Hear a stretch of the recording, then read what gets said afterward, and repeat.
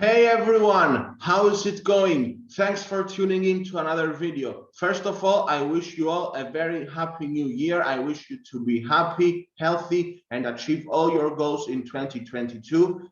No matter if your goals are chess-wise or family goals or any goals you have, I wish you to achieve them. And I hope it's a great year for all of us, and hopefully we can play some more chess. Well, in this video, what I will be doing is I will be showing to you how I was very close to make a draw with MVL, who recently became the new World Blitz Champion for 2021 in the World Blitz Championship that took place in Warsaw in Poland, a city that I have visited myself in 2017, but only as a transit. So what I will be doing is I will be sharing my screen so I can show you my game against him. I played him in August of 2020 when I was doing my master's degree for applied economics. I was writing my dissertation back then, and I took a break for playing with him. It was a tournament organized by Checkitas, 3 strong chess players from Slovenia. That was the occasion, and it was on lichess, and I happened to get paired with him. So I played 2 games against him. One with black I lost very easily, but with white I put up a decent fight. So yeah, I'm looking forward to show you the game. So let me share my screen. Here we are. Okay. So I was white and I opened up with my favorite move, which is 1e4, best by test according to my favorite player, Robert James Fisher. And here you can see that he's my favorite player. So here my opponent played knight f6, which is the Alekhine defense. Personally, I don't really have a good record against the Alekhine defense, and particularly I don't really enjoy the rising positions. Maybe I haven't studied it as well as I should, or as well as I have studied some other main openings. And also having a lot of space and not knowing what to do with it can be very effective for stronger pairs against weaker pairs, like was the case here. So having that in mind, and it was 3 minutes for myself and 1.5 for my opponent because he decided to berserk, no increment. Well, I didn't want a theoretical fight with him, which maybe was the wrong thing to do, because if you know the theory, then staying in theory, playing the main lines is the best way to play against a much stronger player. Because if you compare his skills with mine, he's obviously superior. So by staying in theoretical grounds for as long as possible and for getting a principled position, playing a principled opening, maybe that's the best strategy against a stronger player. However, it was a practical decision. I thought to play knight c3, which avoids lots of the theories of the main line. And now, yeah, he could have also played e5, which would maybe lead to a Vienna or a 4 knights. Instead, he played d5, so he's staying true to the Alekhine, and now I went for e5 and he went for d4. Here, I went for the move e takes f6. Another very interesting move is to go knight d2, which I have done some research on and I find can be promising for white if black doesn't know what to do against it. Yeah, here another alternative is to go knight d7, and this could lead to a French defense after, for instance, this series of moves. So we are in the main line of the Steinitz variation. Anyway, I took on f6, he took on c3, and now unfortunately I forgot the theory, which was to take on g7, just so that he has 3 pawn islands at the end while I have only 2. Instead, I took on e7, he took with the queen, I blocked with the bishop, he took, I took. Now he's made me have 3 pawn islands and he only has 2.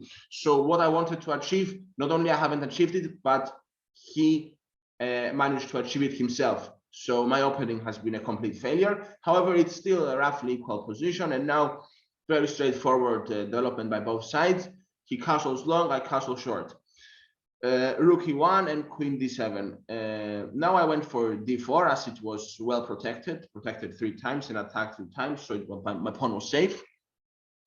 And now he went for this move, knight a5, so obviously he wants to take control of the c4 square. I went queen d2, I'm hitting his knight.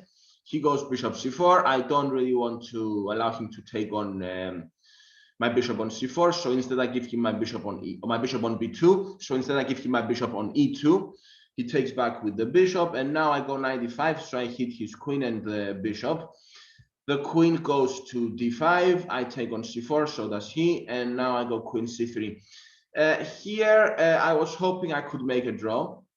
I played the move d5, which is a reasonable move. So I attack the pawn on g7. He defends it because if he goes f6, he don't really want to put your pawns on the same color as your bishop in such a position. So he goes rook g8, defends the pawn, and now he's ready to continue. I went bishop b2, a prophylactic move, because I don't need to be a scientist to imagine that he will move the bishop from d6 and then threaten my pawn on d5. So I want to support it with the move c4. He goes f6 just to solidify and free his rook from g8 and block my bishop. So now my bishop is restricted, but I go c4.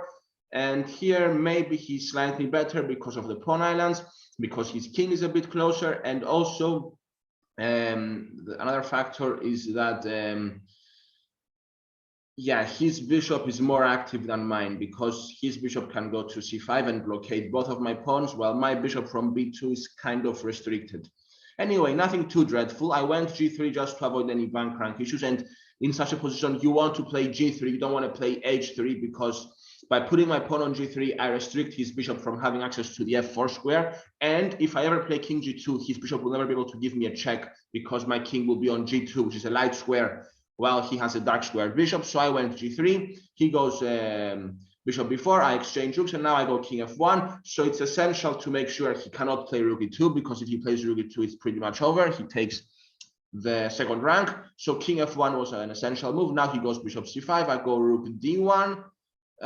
Maybe rook e1, but again, I think he has the upper hand if he exchanges the rooks. Now he goes there. I defend. King there.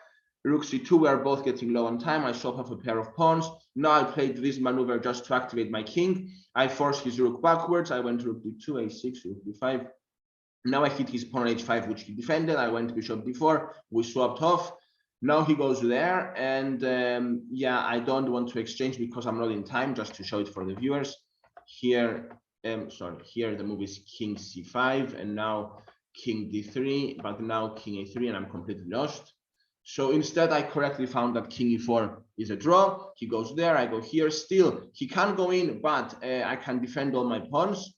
However, here I made the fatal mistake. What I should have done was played something like king c3, and if he goes here, I go rook d2, because if he takes, I take. Now, this should be a draw if I play precisely, but the key thing to notice is that I hold the opposition. So this, according to the engines, I checked, and it was a draw. Now, if I would play accurately from here onwards, because there is zero margin for error in such a position with only pawns, I don't know. If he would swap the rooks off, I don't know. This was a much better attempt, though, for sure.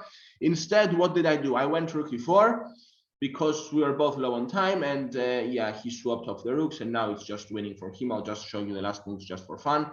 So, yes, this is how I lost to MVL. I don't really want to show you the other game because I had no chance. He wiped me off the board. So thank you very much for watching. I hope you enjoyed this video. In general, what can I say? It was a huge honor for me to play with someone who is like one of the best players in the world. I think he was number 4 back then in August 2020 when I played him. He did really well in the candidates. He finished second. Unfortunately, only the first place in the candidates gets to go to the World Championship match, but he beat Nepomniachtchi, who went there. So yeah, it was a spectacular game if you are interested to learn how to play against the winner. So overall, I think MVL is one of the greatest players in the world. He became the World Blitz Champion. He beat Carlsen against the Marshall on demand. He had to win that game with white in the last round. Then he beat Jan Christoph Duda with the 63 Spanish with a3 and knight c3, an opening that was featured in the 2016 World Championship match by Karyakin against Carlsen 2. And also he played the Queen's Gambit accepted with black against Duda, and he equalized very easily. So yeah, definitely a player to look up to, and I'm grateful that I got the chance to play him. Again, thank you to the 3 girls from Slovenia that gave me this opportunity through their tournament on lichess. It was a memorable experience. I don't have that every day. He is by far the strongest player I have ever played in my entire life, including online games. If it's excluding online games, then it's definitely Luke McShane, the strongest player I've played. He was almost 2700 in Rapid in 2017. We played in the first round of the European Rapid Championship in Katowice in Poland. Anyway, thank you guys for tuning in. It was a pleasure. If you're a subscriber, I will catch you at the next video. Also, if you're a competitive chess player and you are looking for a side hustle that can fund your chess progress along with your 9-to-5 job, I assume, then you can go to the link in the description. So just go to the description and you'll find the link there.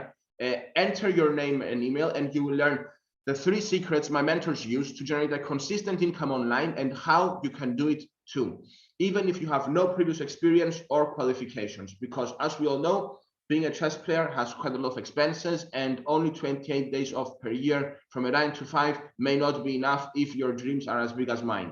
Anyway, thank you for watching, and stay tuned because I have many more videos planned for the new year.